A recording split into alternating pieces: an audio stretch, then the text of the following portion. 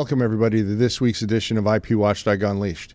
This week we're going to talk to my good friend Dana Colarulli, and Dana is a partner with ACG Advocacy.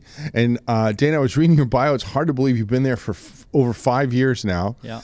Met Dana when he was at the PTO, and he was in charge of legislative affairs at the PTO. And he is really knowledgeable about everything that goes on inside the Beltway. It seems he knows everybody. Everybody knows him. Great information. He also acts as the executive director of LESI International. We'll talk to him about that as well. Dana, it's a pleasure to have you here. Thanks, Gene. Happy to be here. So there's a lot going on for us to talk about, from John Squires being finally confirmed a couple days ago as of this recording, Yeah. to personnel. I guess you would call it shakeup or change. Maybe shakeup's not the right word, but there's a lot of moving pieces and parts at the Patent Office, from the executive team all the way down to the examiners. Sure. There's the union that may or may not still exist. I guess it doesn't exist at the moment, but there's lawsuits going on. Yeah. And then there's all of the legislation, and it's just really, I don't know whether you would call it a tumultuous time or whether it's certainly an exciting time. What say you, generally speaking, about all, and we can go through this and other stuff going on as well, but when you look at the landscape of where we are at the moment, what's the first thing that pops into your head? Well, it depends. It depends if you're talking about the agency, you're talking about kind of general IP policy. Thanks again, Gene, for having me. I think you kind of described my bio accurately. I spent some time in the private sector and then went to the PTO. And now I'm working both here in DC and for LES. I kind of feel like I've spent a lot of my career in different places around the patent system, and from the beginning, which is acquiring rights, to actually making sure the rights are out in the public, to now that you have the rights, what do you do with them? Right. So if you look at the whole continuum of how we acquire, build, and leverage rights, that's one aspect. And then the other aspect is the government agencies that are functioning to try to facilitate all of that. So yeah, I think tumultuous is a good word for right now. I was going to say chaotic. Well, there's a tongue-in-cheek thing I could have said when you said all the government agencies who are trying to facilitate that. Yeah. Because there's a bunch of people that would disagree with that statement. I mean, that's their job, right? I think you accurately described the job of the PTO and other patent offices for around the world, or intellectual property offices around the world. Yeah. But not always does it seem as if they are actually facilitating the innovation the way I think you and I would define innovation. Yeah, I would agree with you. I mean, I think in many places, particularly not just in the U.S. but in Europe, conversations around standard essential patents. There's a real question about whether there are business solutions to helping leverage and commercialize rights, or whether the government has a role. I think the government probably does have a role, but if the private sector is managing rights, we want to allow them to do so. So I'm very aware of both, having spent 15 years in government and been on the outside. There's roles for government, and there's places where you want the private sector to find their own solutions. Yeah. Do you think we're hitting the right balance now, or is it that just like always constantly a work in progress? I think it's constantly a work in progress. I think, I think the overall IP landscape is constantly a work in progress, and there's lots of things that challenge the landscape. I think when you, going back to where you started, which is at the agency and here at the U.S., I think every time you have a new director and a new administration, there certainly are new ideas about how to facilitate. But there again, it's a balance. Actually, some of those new ideas are very good to make sure the agency is focused on what its mission is. Sometimes it's an overcorrection. And we like to think that there's a lot of folks that stick with the system and are knowledgeable about the system and how it facilitates, that can help us make sure the agency knows knows what it's doing and how to do it, even if they're doing it in a different way. And as I said, I think there's some benefits. There certainly were benefits. I went to the agency under Dave Kapos. I stayed through the beginning of the term with Andre Iancu. They both brought things that helped the challenge that the agency were facing at the time. But it's a balance between good new ideas and let's just make sure we're focused on getting the job done. Right, because there's at least one really terrible idea floating around out there, and maybe we just nail that down right now. It would not be nice to nail it down, quite frankly. My words, not yours. But this whole idea of the patent tax. Yep. That's at least what we're calling it in the industry, in a very pejorative way. Admittedly, it's the idea that apparently comes from Secretary Lutnick that what we ought to do is we ought to, particularly with the pharmaceutical patents, but not exclusively, any patent that is very valuable should have, I guess, much higher maintenance fees, which is a percentage of the value of the patent, more like property tax and not like the percentage of what comes in, which might be more like a sales tax. A little unclear. Sure. But I have characterized that as catastrophically stupid. I like to think that that's just a child balloon. When you're in front of a camera or in front of a microphone a lot, you will occasionally say things that you wish you could dial back. Yeah. Maybe that's one of them. I don't know, but I sure hope so, because that doesn't seem to me to be the American way. It feels a little, somebody told me the other day, it feels a little socialist. I don't know whether it feels socialist is the right way to describe it, but what they were saying is like, the government should be there to help people succeed, and then when you succeed, they want theirs. The way I describe it is that feels a lot more like a mob boss. Yep. Like who needs a taste of everything that you're doing. Yeah. So, what say you? What do you think about this? Is it real? Is it gonna happen? Is it a good idea? Yeah. Gene, you've known me long enough. I'm usually the champion of understatement on some of these things, but I agree with you. I think not only is it a catastrophic idea, but it's wrong-headed. And I understand the goal that the secretary espoused. And I have all the same reactions that the rest of the stakeholder community says about, I don't know practically how you do this, the impact of it. And the entire conversation, frankly, is frustrating to me because I think people are talking about lots of different things. So at least for me, if it's helpful, I kind of divide what I'm hearing into a few different buckets. I kind of talk about it. I can talk about that. But I think, if you listen to Deputy Director Coke Stewart, now Deputy Director, fresh from her acting position at the USPTO, which I think she did a very good job. I think it's good. I think the things that we're seeing happening in the system right now and PTO's contribution to that, you and I have talked about in other forums around PTAB. We can go back and talk about kind of the intent of Congress around the AIA and how the system was actually used. I certainly could talk a lot about that. But I think on this proposal on the patent tax from this current administration, I think there's a lack of understanding of the value that patents already provide into the ecosystem. I think we talked about what's the role of government. In this case, our founding fathers thought there is a significant role in government to provide rights for limited times around innovations to try to create an ecosystem that could be not just innovative but competitive.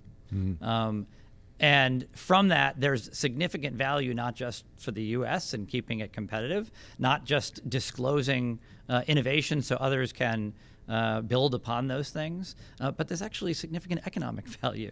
And we know, particularly in these very cutting-edge areas of technology, you need lots of different things. You need not just the person that comes up with the idea, but you need the investment to make the idea happen. And much of that early stage research is just that, very early stage, very high risk, and the incentives for companies to invest in them just don't exist. Right. So that's where the government can come in, and the government does, in terms of funding universities, in terms of funding other things as well. Yeah, I thought that's where you were going to go, because that's another bad idea that we need to talk about is by dole.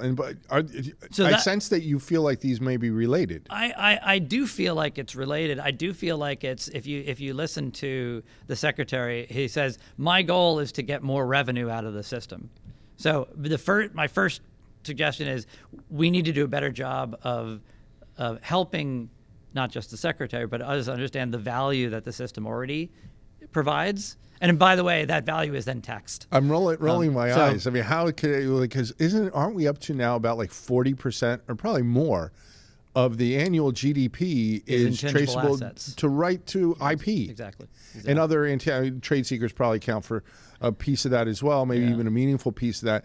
But 40% and growing, it keeps growing. Yep. I mean, that's like almost, at this point, almost $3 trillion a year can be directly pointed to an intangible asset. Right. What more does anybody need to understand? I don't know, but the proposal flies in the face of kind of understanding understanding the value of the patent system, and having both of us spent our entire careers in the IP system. It comes as second nature, but maybe it doesn't come second nature for others. So at least I hear all these different proposals, including the university. I kind of put them in three buckets, right? The one is there's been suggestions that we need to revamp the fee structure and get more value out of the system that way. And the second is we need to rethink, maybe even post-issuance, how do we get some value out of the patents that have been issued? And I'm not sure how or when you value that, or if it's even practical to figure out a percentage. But I think that's another proposal, and that's kind of there's no details around that plan, but that's what's been proposed. And then this third one is, as you just mentioned, is this idea that if the government is funding research that's in universities, shouldn't they get a piece of that action? And I think again, Bayh-Dole has been extremely successful. Joe Allen from the Bayh-Dole Coalition, and a very seasoned Capitol Hill watcher and participant, had a great op-ed in the Wall Street Journal, I think just this past week, talking about these issues, maybe in a good way, that talks about the value of the system and how these things undercut. But at least of the proposals that are out there, that's what I hear. It's helpful for me then to suggest, if this is what you want, maybe these are proposals that don't undercut the value that we currently see of the system. Right. And there's still problems there, but maybe it's a way to structure the conversation. You separate it into three buckets. I separate it into two buckets. One is the real proposal, and two is the not serious proposal. Okay, now let me put an asterisk next to the not serious proposal, because I think I understand what President Trump does a lot more than what, whether it be Fox or CNN or MSC, whatever you listen to. Yeah. Okay, because it seems to me, as a businessman myself, Trump, and having been a trial attorney at the beginning of my career, it's all about posturing. It's all about negotiating. It's all about leverage. And if you have no leverage, then you need to capitulate. So a big part of what you need to do in negotiations, and certainly as a litigator, all the litigators in the audience will understand this right away. If you have no leverage, you need to create leverage. Yeah. And it may not be the best leverage. Manufactured leverage is not ever as good as real, maybe sometimes happenstance, just through circumstance leverage, puts you in a place, right now we have a lot of oil. That's great. You can't manufacture leverage like that, right? Sure. But if you need to try and accomplish something and you don't have enough leverage on your side, then you need to manufacture it. So I look at some of what's going on with the universities, the Bayh-Dole in particular, and I hope I'm right, is that is an attempt to manufacture leverage. And it seems like he's directing it at the Ivy League primarily right now, Harvard in particular. I think that's part of it. And I then look at what has been leading up to this, and it strikes me that what's been leading up to this is the Trump administration has been trying to do something about anti-Semitism on college campuses. So I wonder whether what he's trying to do with these universities is create leverage so that he can get the behavior he wants, totally unrelated to innovation, totally unrelated to R&D, totally unrelated to IP. And then he gets to say, okay, so you're going to do what I want you to do over here. Well, then I'll give up my push on what to us in the industry would be Bayh-Dole, right? And to everybody else, it's just about patents, right? But it's fundamentally about, do we want the federal government to encourage and fund research and development that otherwise would not be funded by the private sector? If we do, then we can't go down that path. I mean, you may be right. You brought it, as you said, kind of into the much bigger picture. Right. Are these things related? I mean, I think the patent system is paying the price for this, and I But think. don't we if always? but We always? We do maybe. We're, maybe. It fits on a bumper sticker. Patents, Maybe. because patents kill. Do you? I don't believe that. Right. I know you don't believe that. I don't believe that either. But it was all over DC for years during the COVID, and then even after we got out of COVID, and I mean that's just nonsense. But that's our side. It fits on a bumper sticker, and not enough people in the electorate care. Nobody. Maybe you and I vote about patents. I don't. I won't. I don't even vote about patents. Right. So I can't imagine anybody else is. Yeah. And so it doesn't move voters. Yeah. And it's sort of backwater niche. You may be right. I mean, it's a bigger game than you and I. But I think in the meantime, what we need to make sure is that the fundamentals that drive the patent system and drive the IP system more generally, and it's not just about the patents, right? I mean, I think I've been in various different positions throughout my career where we've said we need to have a strong patent system versus we need to have an effective patent system. And I'm now at a point where I spend a lot of time with licensing professionals, and I'm much more focused on the negotiation table. I actually want to just make sure that when people come to the table, there is less uncertainty and less unpredictability, and a general sense of, okay, yeah, maybe given what I want to do, I may be willing to spend that to partner with you or to license or what have you, that the cost of these things is worth the investment. Right now, that negotiation table is so uncertain, right? Because it's just so easy to go to litigation or go to the UPC or go to various different forums and play them off each other. So we have a system where the sophisticated are at a much better place, the more savvy. The larger companies are more savvy, and that's not what the intent of the patent system was for. It was to enable that innovation from wherever it comes from. Right. And so how we got to patent kills, Gene. I don't know that journey, that path. How we got to patent trolls. I mean, it's the same thing. You're creating a narrative that is damaging and only tells part of the story. But that side is so good at coming up with these monikers. That was another thing I learned very early on in my legal career when we were litigating. And I like to say I got broken in by the attorney I worked under. But so he broke me in, and I did learn an awful lot. And he always would say is you got to win the linguistic high ground. Whoever wins the linguistic high ground wins. Sure. 9 out of 10 times, right? But our language, we're not good at, it seems. I know I'm not good. Everybody knows I'm from Jersey, so I struggle with English. But there got to be people on our side that can come up with the catchy patent troll or patents kill or... Not for lack of trying. I've seen a couple of different efforts to do that. But I think you're right. I think we need more people to communicate the value of the system. The compliment I'll give both Dave Kapos and Andre, and maybe a suggestion for John Squires as he comes in is whenever I walked into either of their offices, they had a book that talks about some aspect of the IP system or some case study of an inventor that succeeded that they could incorporate into the things that they were talking about. They were both very good, and they continue to be very good communicators about the system. Yeah. We need more of that. We do. And it's a little dated now, but Lewis Foreman. Yeah. Right? So he wrote a book, and I think it may even been titled The Independent Inventor's Handbook, which I'm not sure about. I have that in my head. Something similar, yeah. Which had just tremendous stories. And he, Lewis knows, he was the producer of Everyday Edison's. Yep.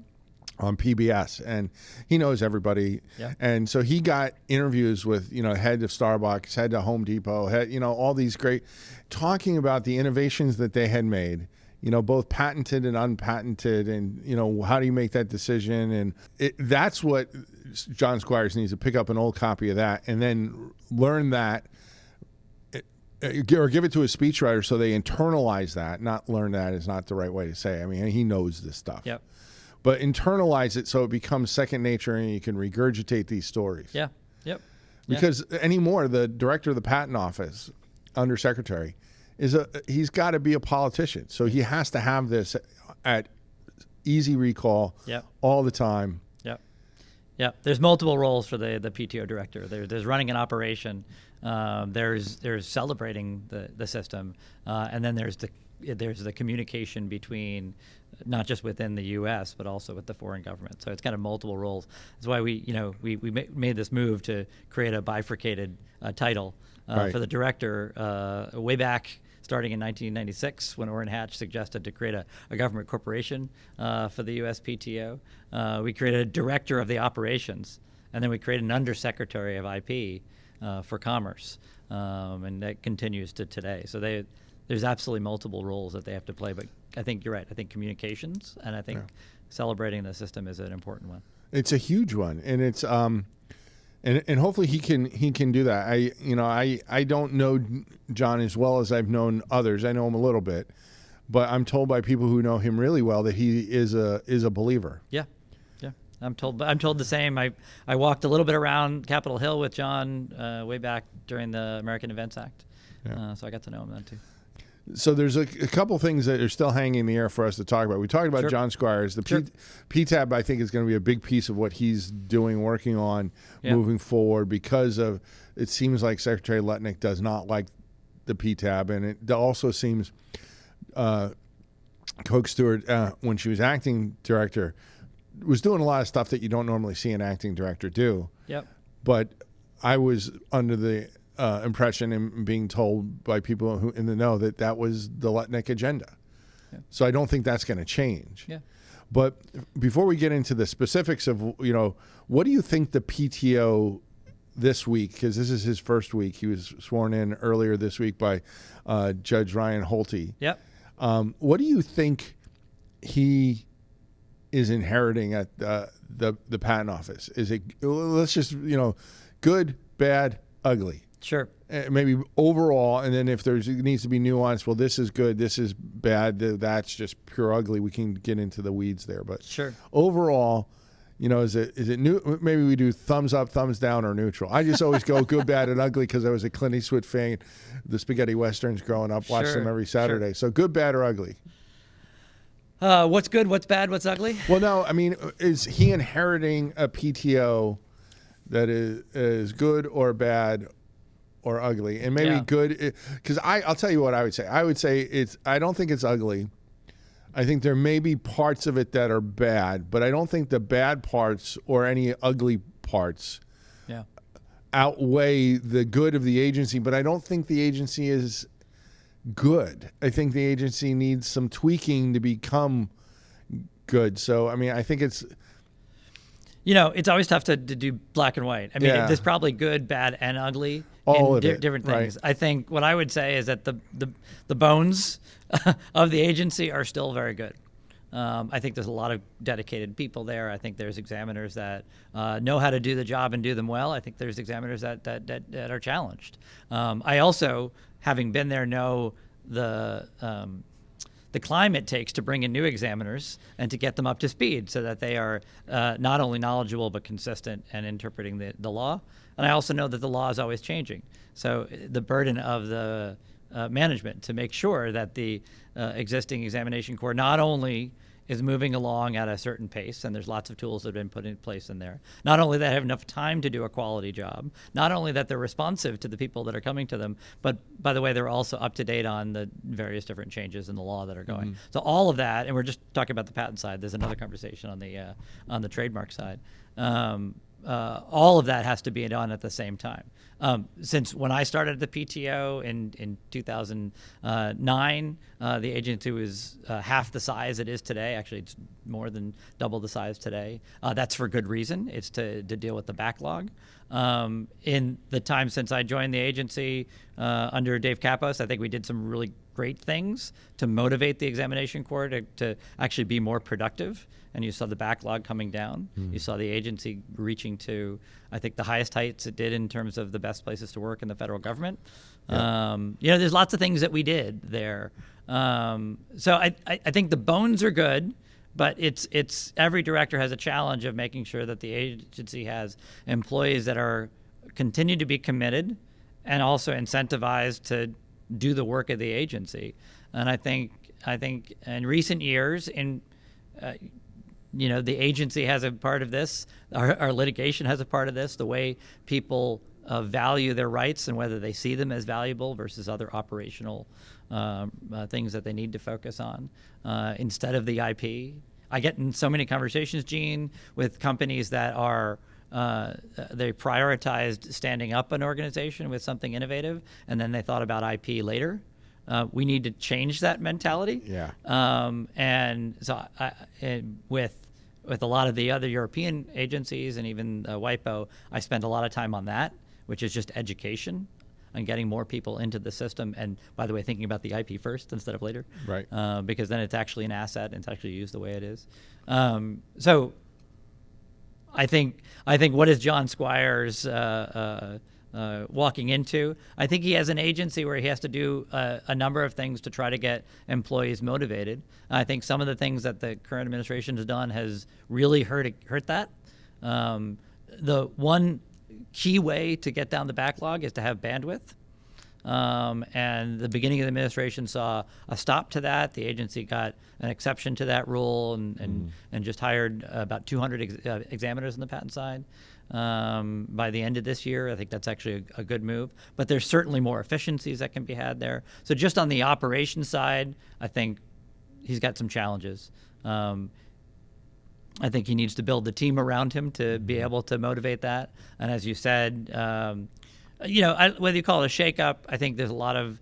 I served with a lot of dedicated folks on the executive team at various different times. Some of them left of their own volition because they had served the time that they wanted. Others maybe said, "This is not the not where I want to be right now." Found other great opportunities. I think that's the case actually with the OCIO that just left, who's focusing on great AI initiatives outside the government. It's not so good for PTO. So I think he's got the challenge of just operation and motivating people. He has the challenge of building a team to make sure that he's implementing those. We don't need to talk about unions so much. I think you're right. I think it's going to be a wait and see about how that works. I, from personal experience, was both directed by my boss and discovered that having good relationships, particularly with the unions at PTO, actually helped us to be more productive and created a more productive environment where we got more done. So I'm probably the only patent attorney in the world that's ever represented a union. Early in my career, our offices were literally right across the street from the Manchester Police Department in New Hampshire. Okay. And one of the attorneys represented the Patrolmen's Union, and another attorney represented the Supervisors Union. And for reasons that I don't know exactly why, but I then inherited very early on in my career, the Manchester Supervisors Union I was their primary attorney. And they hadn't had a contract in 4+ years. And so I think it was as simple as I was going around to the campaign was being run for mayor. I'd go to campaign events at the evening, write down what the mayor was saying, and we'd be filing paperwork the next day because he was using the no contract as a way to save money, which violates all kinds of labor laws, right? Sure.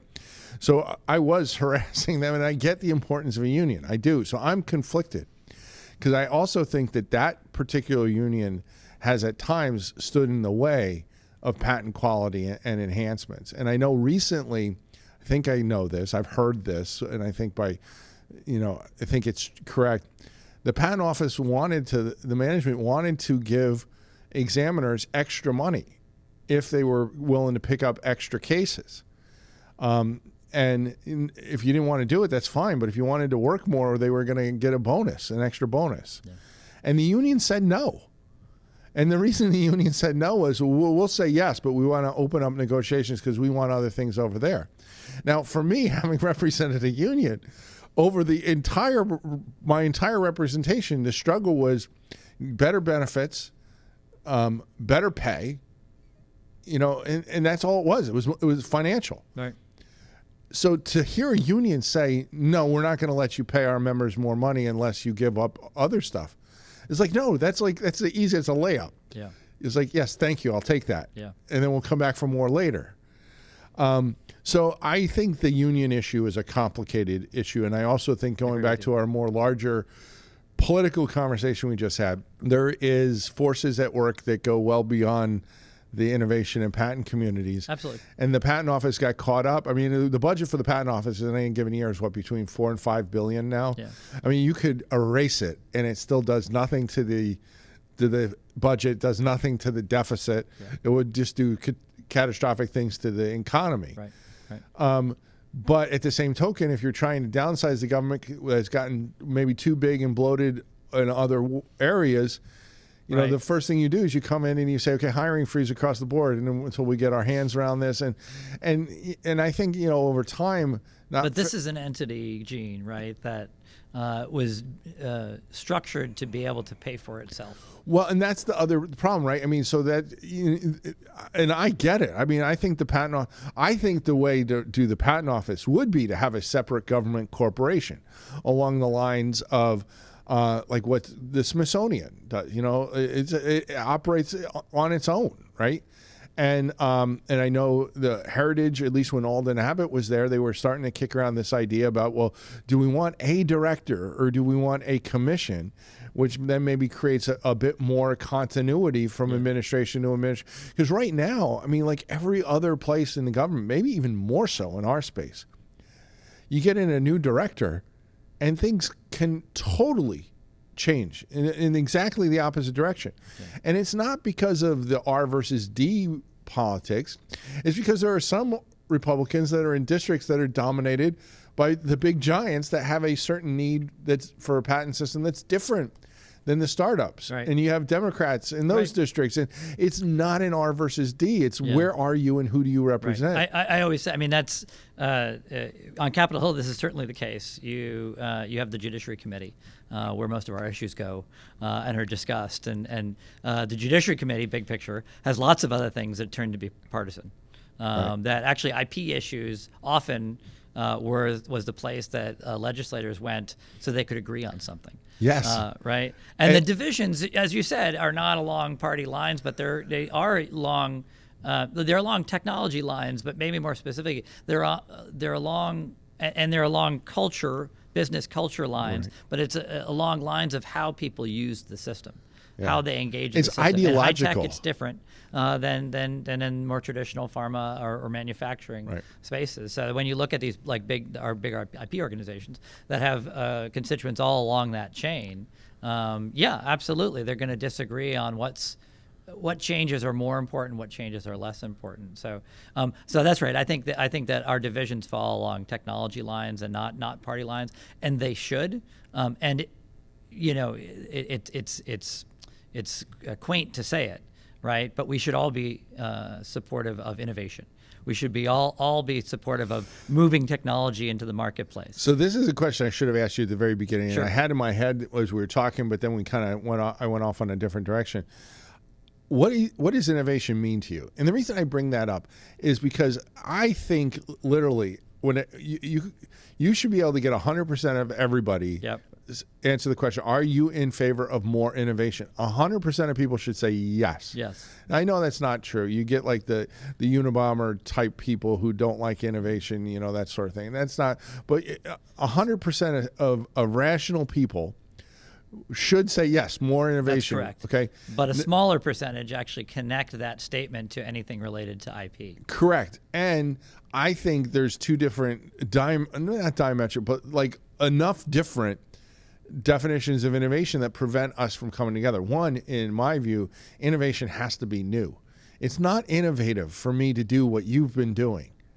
Okay, it's new. It's new to me. Yep. It's a new product offering. It's and exciting. That may be great. And that's the contribution that, you know, the inventor made, and you use it, and you're more successful. Right, but somebody who did that and has the rights to it needs to be paid. That's right. Right, and then there's the other definition of innovation, which is product-centric, service-centric.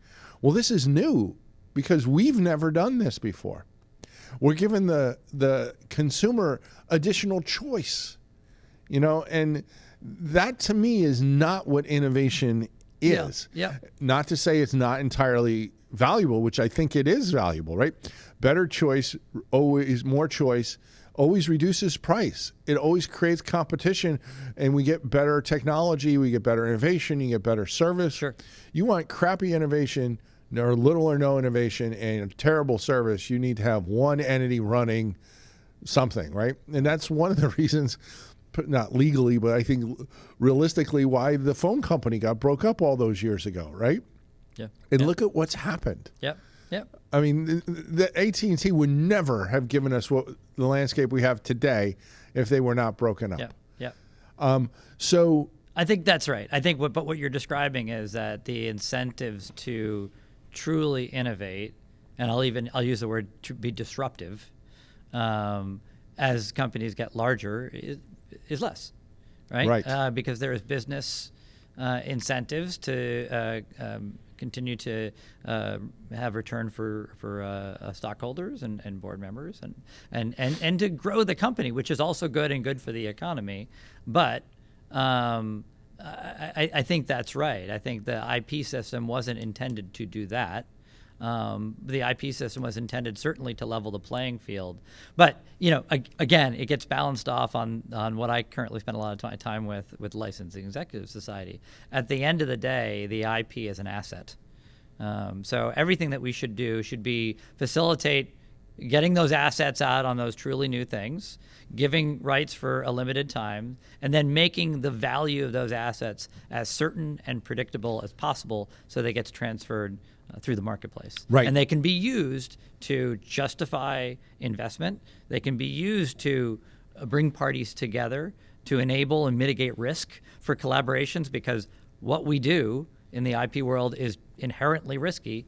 And right now, those are the bigger picture issues in the innovation space, which is dependent on IP, that we need to focus on. And I think you're right. I mean, we just talked about the divisions in technology. I think some of the levers that are more important on the high tech side are not as important on the manufacturing side, and vice versa. So it's the way that you use the system, but certainty and predictability in the assets, I think, helps innovative solutions, innovative technology to move forward, and investment to flow, and that's what we should be focused on. Right. No, I agree. We've gotten away from the patent tax, which is, if that works, by the way, so it is providing incredible value to the economy already, and it's putting the U.S. in particular in a place where they can be competitive. I think we're not doing that right now, and I'm very worried. So about we that. could have an entire 1 hour conversation on the patent tax, I just, because I'm afraid, I said that this is not a real proposal, and then there is the real proposals, and the not real proposals, as I said, I think are about leverage. I'm afraid the patent tax is a real proposal. And I'm afraid it's a really, really bad idea. I mean, we can't even. How do you implement it? You can't implement it, because we don't even have a system set up in place where the IP that you yourself organically create gets valued. Yeah. Anywhere on your spreadsheets or in any of your budgets or your P&L, nowhere. It's only once you sell it. So, some other person who didn't invent it, they can value it. Yeah. And to me, that's idiotic. I mean, that has to change. And I know Darren, the Director General from WIPO, Darren Tang, is working. He told me, I did an interview with him recently. He said they've been working with some of the big accounting firms and trying to come up with possible changes to general accounting practices that they can propose regarding IP, because it's locked.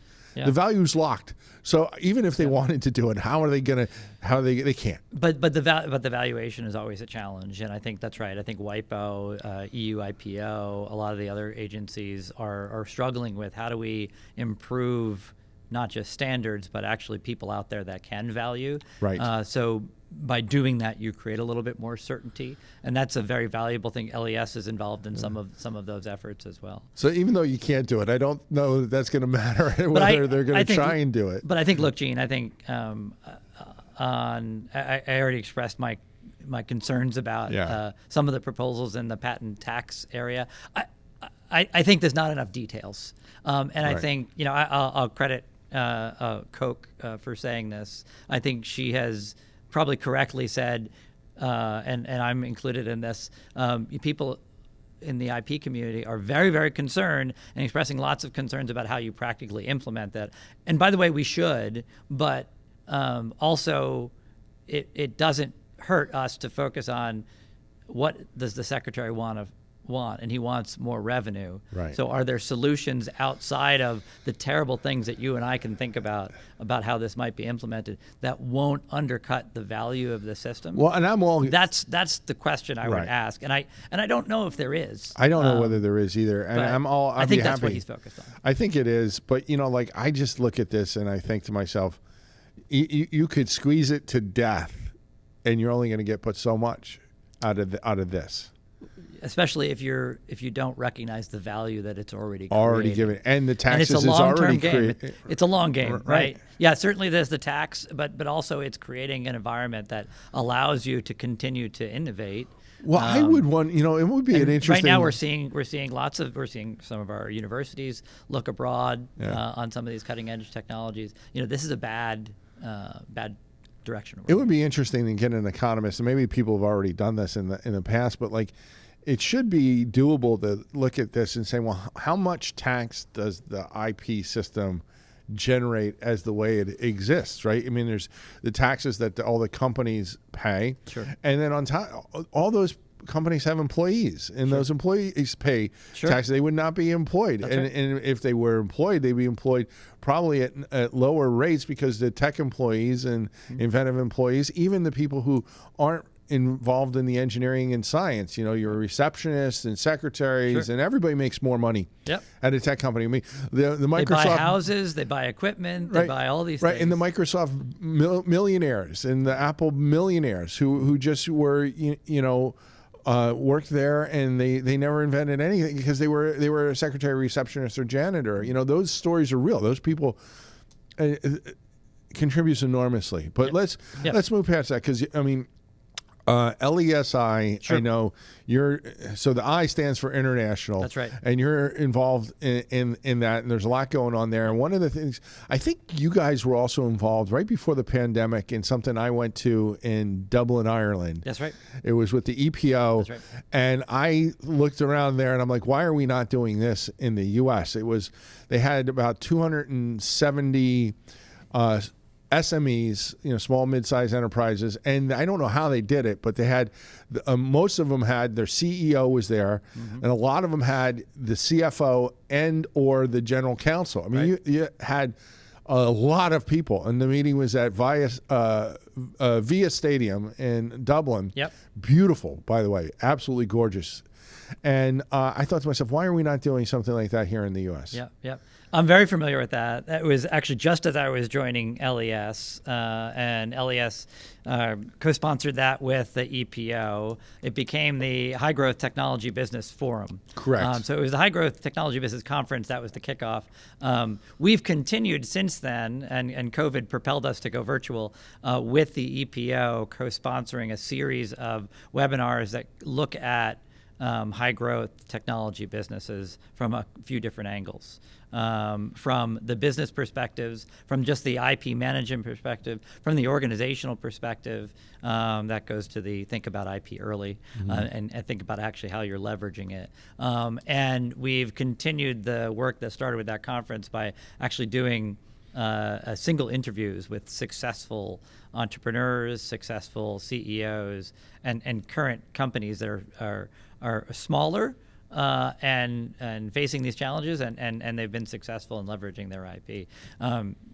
EPO had an interest of trying to do more case studies. We learn by case studies. Right. LES wanted to come and bring some expertise to that, so we continue to do that. I'm the overall series host for the discussions, but we bring a panel from Europe, Asia, and the Americas together, looking at some of these CEOs from around the world that have been successful and kind of pick them apart.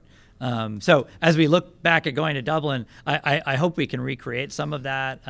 So I know you guys are going to be in Dublin again in April of 2026. That's right. That's the LESI. And I know that because I'm going to be speaking at the conference. I'm really excited about you coming. And I will admit, I when I found out you were going to Dublin, I invited myself. I called I called you and I called some others. And I talked to Sonia, was still president at the time when I found this. I went to everybody. I was like, I really want to. I want to be there, number one, and number two, if you need me to speak, Yeah. So I didn't exactly invite myself, but I'm like, you can invite yourself anytime you want. but We'd no, love to have but you. so I had such a good time in Ireland the last time I was there, and Yep. and a lot of people know I'm Irish by heritage on my father's side, obviously Quinn, Yeah. and so I spoke at 2 different events in Ireland, and then in between, Renee and I actually got to go down to Southern Ireland and see the port where my family left. That's great. To come to America. It's just a great experience. I can't wait to get back. I can't Good. wait. Well, we're happy to have you. You're right. It is the LESI, the LES International Annual Conference. So it's where we get everyone together. So it's funny about Ireland. I feel like we all have some connections. Yes. I am Italian. My wife is Irish. I lived actually in Dublin for a short period of time, so it'll kind of be like going back. Well, I think St. which is Patrick fun. was Italian. And he went and became famous in Ireland, of course. He's a smart man. Yeah. Just, he liked a good Guinness and a good bowl of pasta. Yeah.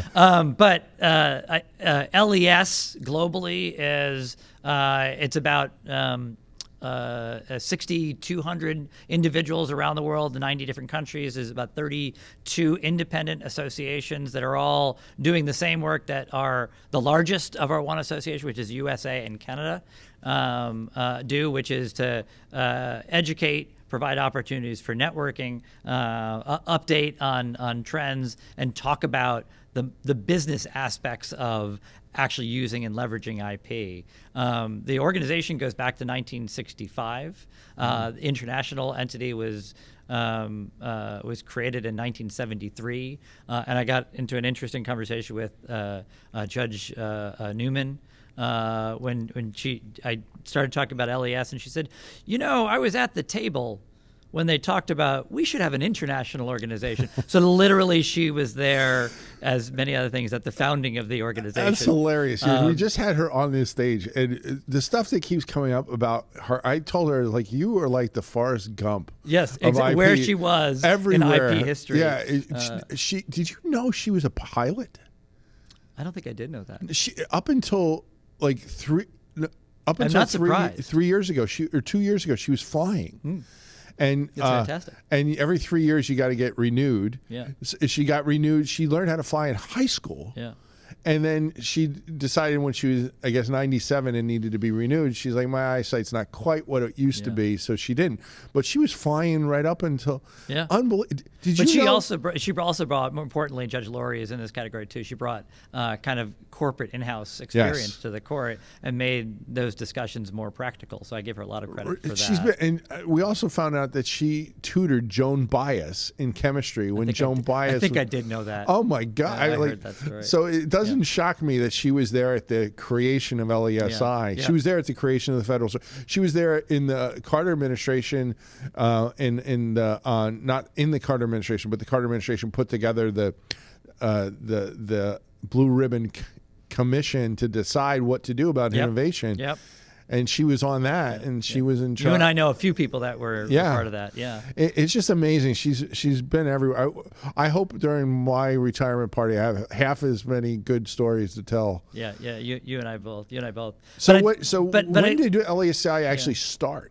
So LESI actually started in January of 1973 in New York. They actually agreed on the bylaws. But LES started in 1965, and it was just LES, and it was here in the U.S. It had some international participation. So what is now LES USA and Canada was LES before that point. So they renamed themselves as USA and Canada as some of the other entities were formed. So LES France, LES Germany.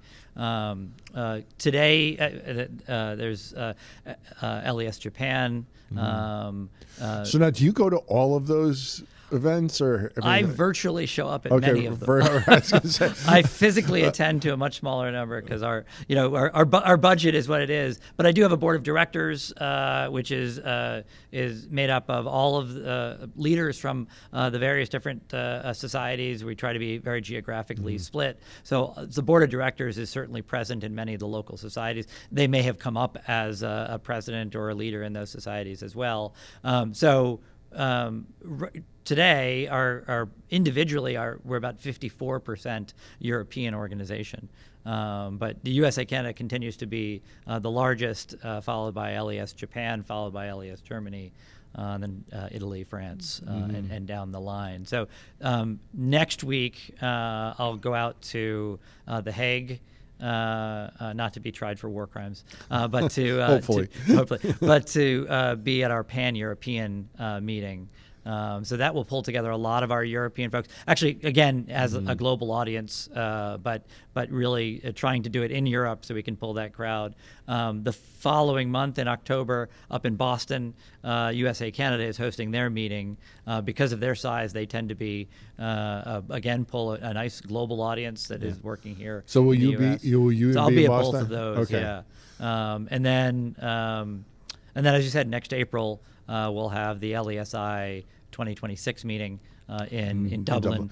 So then that's your annual meeting. That's the big annual meeting. So that's not like the one that we were describing in Ireland that you partnered up with the EPO on. No, right. That was a partner one with the EPO, and we continued to do some things there. I've talked to them about can we do something similar around our meeting, so we're still talking about that. Well, if I can be a part of that, I would love to as well, because I thought that was just absolutely fantastic, and I think we need to do that in the U.S. And we did do the Patent Office did something similar to that for independent inventors, and I think they still do it. I don't know that it's quite the magnitude that it was once upon a time. And but the more of that kind of stuff that you could do, I think is better, because for the life of me, going back to where we're talking about valuing this stuff and how important it is to the economy, I just don't understand why more CEOs and board of directors, if you don't have a CEO who understands what we do, that's fine. But you got to have at least somebody or some people on your board that understand it. And I look at corporate America, and I don't think they really get, and this is 40%. And for some companies, it's 90% of their value is in intangibles. And anything we can do to help these smaller companies educate themselves on the power that they can unlock. I think you're absolutely right, and I think LES is proud to partner with both EPO and WIPO and other authorities to try to provide more education on that side. I think that they do a really good job. I think the HTB is a good example, but it's really hard, right? Because the audience that you want to pull together and ask them to devote some time into, tell us how you have effectively commercialized, they're taking time away from their business. So what you articulated is a great argument for why folks should get involved in organizations like LES, but not just LES, other organizations are pulling kind of people all around that table together to say, how can we do this better? What are the opportunities? And then there's always the bigger issues that we started with, which is and what are things that we can do overall in the system? What's government's role? What's the other regulator to make it more predictable and more certain? But I think those things are hard. It's something that I think every organization struggles with, including LES. We have had much more of a focus on bringing industry in. So it not only informs our conversations, but hopefully we're also helping them to be more effective in what they're doing. So that'll be the case in Dublin. It'll be the case in The Hague. So right now, I'll add one more thing. We've got a group right now actually in China, and they're trying to do a little bit of East meets West, but it is kind of an industry group that's going around and asking questions and engaging in ways that a big association cannot necessarily, in the way that the government cannot necessarily. So if organizations like LES can facilitate those discussions, I think it informs our policymakers a lot more, and that's kind of where we're focused on right now. Engagement is so critical. And Joe Doyle, right? Enterprise Ireland. Yes. And they're going to be involved in They'll be involved in our meeting, in Dublin. So, and they have a real great side, and they're not the only country that does something like that. There's Mike McLean up in Canada does something with Canada and clean, green technologies as well, very similar. Maybe not very similar, but it's that engagement with those companies. Right? Do we have anybody like at the patent office that does what those guys are doing, that really kind of rolls up your sleeves and tries to help the SMEs? Because Yes I and- understand yes what and you're no. saying, because you can only get so many people to devote so much time, Yep. and you can maybe have an event like 2019 up in Ireland to Yeah. do that and bring everybody together, but then having people who it is their job to continue to engage. Yep. Would That's why I say yes and no. So there's two parts of that. One is the not just education but access, helping folks navigate the system and come in. And the PTO has lots of resources to help independent vendors. They have an annual event con. A lot of that is here's what to know, and here's what to look out for. Right. There's been lots of companies, commercialization companies, that have taken advantage of small inventors. So that's focused on kind of engagement with smaller innovators and making them more savvy so they can actually navigate the system. That's a critical part.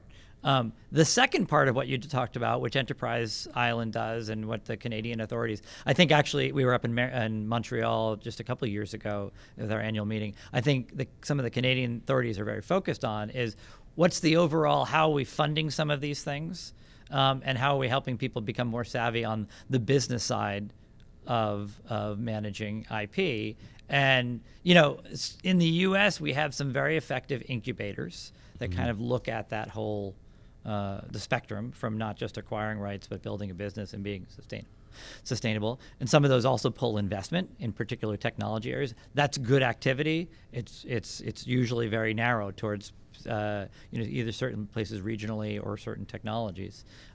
There's some, I think, organizations that work across particular places where they draw in funding and then invest in some of these innovative companies, and then they put a priority on the IP. There's a environmental accelerator, I think, is the one that I keep thinking about, where they have investments kind of throughout the U.S.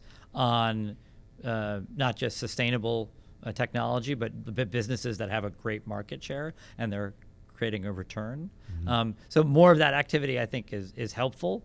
But no, I give lots of credit to Enterprise Island and others, because what they've done is they've put government resources into looking across at what are the innovative companies in our country, what do they need to be successful. Right. And I think that falls to Department of Commerce. I think there's certainly over various administrations there's been efforts from the White House, but I agree. I don't think that we have a coordinated response to all of those things that those companies need. I mean, let me add the SBA into that too. Yeah. SBA has contributed, but again, a lot of that is various help in different pieces and maybe not coordinated. Well, awesome. This was a great conversation. I really appreciate you coming out here. Gene, thanks so much for having me.